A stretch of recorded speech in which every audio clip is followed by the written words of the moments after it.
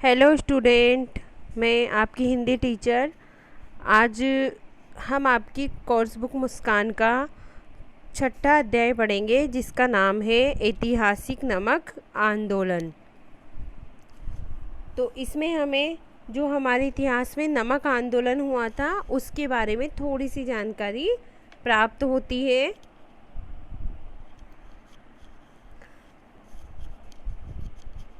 तो इस अध्याय में हमें ये बताया गया है कि देश की स्वतंत्रता के लिए जो लंबा संघर्ष चला था, तो इसमें गांधी जी द्वारा जो आंदोलन चलाया गया था उसमें किस प्रकार अहिंसावादी आंदोलन का विशेष महत्व है।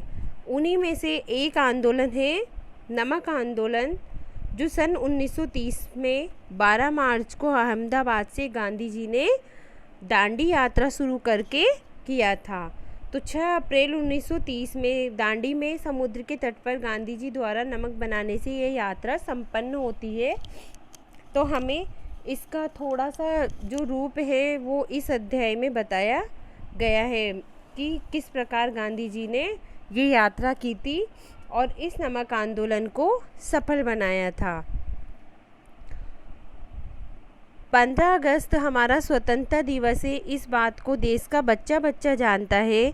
इसके साथ ही हर भारतीय को ये भी पता है कि लगभग 200 वर्षों तक हमारा देश अंग्रेज़ों की गुलामी में पिसता रहा।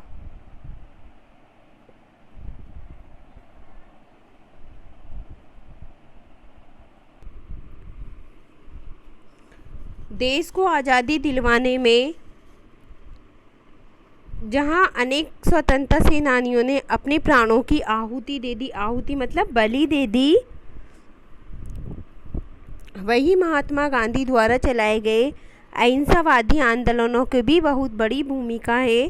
इन्हीं आंदोलनों को महत्व देते हुए देश में उन्हें राष्ट्रपिता के नाम से पुकारा जाता है। तो उन्होंने जो ये अहिंसावादी कई आंदोलन चलाए थे, इन्हीं के आंदोलनों के महत्व के कारण उन्हें राष्ट्रपिता के नाम से पुकारा जाता है। गांधी जी द्वारा चलाए गए आंदोलनों में दांडी यात्रा या नमक आंदोलन उनके प्रारंभिक आंदोलनों में से एक है।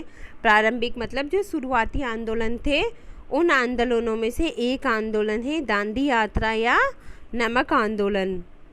बात सन 1930 की है। अंग्रेज़ों के अत्याचार हर सीमा को पार करते जा रहे थे। एक और जहां अनेक स्वतंत्रता सेनानियों को अंडमान की जेल में कोलू के बेल की तरह जोतकर उन पर उन पर चाबुक बरसाए जा रहे थे, वहीं अंग्रेज चाहते थे कि भारत के घर घर में उसी महंगे नमक का प्रयोग हो। तो एक और तो वो क्या कर रहे थे, अंडमान निकोबार में हमारे जो स्वतंत्रता सेनानी थे, मतलब जो स्वतंत्रता के लिए लड़ने वाले जो सेनानी थे, उनको कोलू के बेल की तरह, मतलब जो पहले के ज़माने में कोल्हू चलता था उसमें बेल लगाते थे, तो उससे क्या है फिर उसमें तेल निकलता था।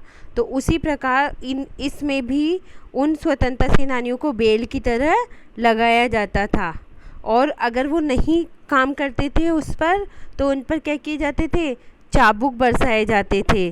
और वहीं अंग्रेज चाहते थे कि भारत के घर घर में उसी महंगे नमक का प्रयोग हो। तो वहीं ये चाहते थे कि भारत में जो हर घर में नमक का प्रयोग हो, क्योंकि उनको पता था कि नमक के बिना काम नहीं चल सकता। तो अंग्रेजी कंपनियां बनाती, मतलब भारतीय वही नमक इस्तेमाल करे जो अंग्रेजी कंपनियां बनाती थी। जो भारत के लोग नमक बनाते थे उस नमक का भारतीय प्रयोग नहीं करे, और अंग्रेजी कंपनियों द्वारा जो महंगा नमक बनाया जाता था उसी का लोग बाग, मतलब जो भारतवासी हैं, वो उस नमक का प्रयोग करें। कानून बनाकर उन्होंने भारतवासियों को नमक बनाने से रोक दिया। तो उन्होंने नमक के लिए कानून बना दिया कि अब भारतवासी क्या है, नमक नहीं बना सकते, है ना, और उनको वही नमक उपयोग करना है जो कि मतलब जो विदेशी कंपनियां, अंग्रेजी कंपनियां हैं जो नमक बनाएंगी, उसी कंपनी का नमक भारतीयों को उपयोग में लेना है। तो राजनीति की सूझबूझ के धनी गांधी जी ने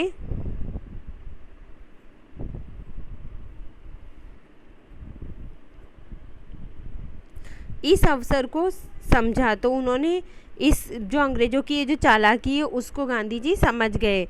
वे जानते थे कि नमक एक ऐसी चीज़ है जिसका घर घर में प्रयोग होता है। तो स्वतंत्रता सेनानियों की पीठ पर पड़ने वाले चाबुकों से न तिल मिलाने वाली जनता भी अपने प्रत्येक दिन प्रयोग में आने वाले नमक पर चोट पड़ने से तिलमिला उठेगी। तो मतलब जो भारतीय जनता जो स्वतंत्रता सेनानियों के ऊपर जो चाबुक पड़ रहे हैं उनसे नहीं तिल मिलाई है, लेकिन जो नमक है तो ये तो प्रतिदिन न काम में आने वाला है। तो इस नमक के मतलब इस पर कानून बनाने से तो भारतीय जनता तिलमिला उठेगी, मतलब परेशान हो जाएगी।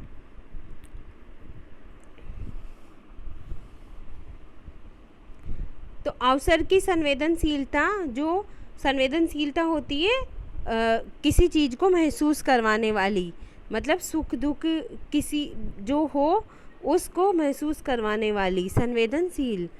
गांधी जी ने नमक सत्याग्रह की घोषणा कर डाली। तो उन्होंने क्या किया, फिर नमक सत्याग्रह की घोषणा कर दी। 12 मार्च 1930 को गुजरात के अहमदाबाद में स्थित साबरमती आश्रम से उन्होंने समुद्र की ओर चलना शुरू किया। उनकी इस यात्रा में हजारों लोग उनके साथ जुड़ गए। 3 हफ्तों में 248 मील यानी कि 400 किलोमीटर की ये लंबी यात्रा 6 अप्रैल 1930 को दांडी के समुद्र तट पर जाकर पूरी हुई। तो यात्रा के जो प्रारंभ में अमेरिका से छपने वाली टाइम पत्रिका थी, ये उस टाइम की फेमस पत्रिका थी। तो इस यात्रा का खूब मजाक उड़ाया उन्होंने। गांधी जी ने जब दांडी यात्रा शुरू की तो उन्होंने खूब मजाक उड़ाया गांधी जी का कि ये क्या मतलब 400 किलोमीटर की यात्रा ये कैसे पूरी कर पाएंगे। सरकार को लगता था कि अपने मकड़ी जैसे कमज़ोर पैरों से गांधी जी कैसे इतनी लंबी यात्रा कर पाएंगे। मकड़ी जैसे मतलब कमज़ोर जो पैर हैं उनके, बिल्कुल पतले दुबले से वो हैं, वो इतनी लंबी यात्रा कैसे कर पाएंगे। ये मरियल साधु, मतलब कि मरियल होता है कमज़ोर जो कि थोड़े दिन में मरने वाला हो, 2 दिन भी इस यात्रा को नहीं चला पाएगा।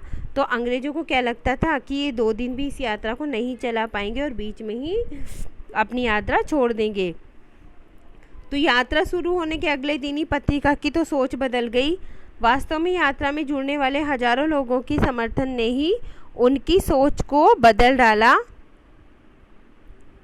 टाइम पत्रिका ने लिखा कि इस यात्रा को अपार जन समर्थन प्राप्त हुआ। जन समर्थन मतलब लोगों का समर्थन मिल रहा है। उससे अंग्रेज शासक बेचैन हो गए हैं। वे अब गांधी जी को ऐसा साधु और जनता का नेता कहकर सलामी दे रहे हैं जो ईसाई मत पर चलने वालों के खिलाफ ईसाई तौर तरीकों को ही हथियार की तरह प्रयोग कर रहा है। तो गांधी जी किस तरीके से साबित हुए कि जो ईसाई लोग जो थे उनकी तरह है कि जिस तरीके से वो लोग अपने दिमाग का इस्तेमाल करते थे उसी तरीके से गांधी जी ने भी ईसाई तौर तरीकों को अपना लिया और उसी सूझबूझ से काम लिया।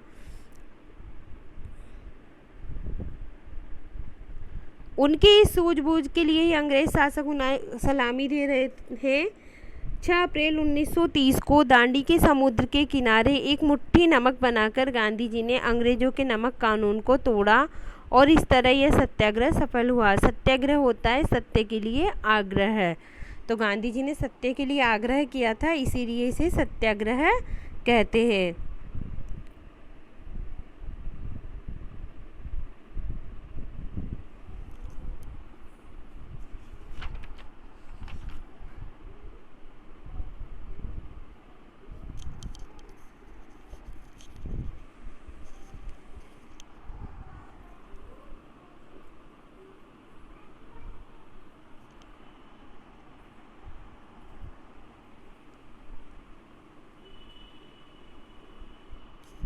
यही आपका अध्याय पूरा होता है।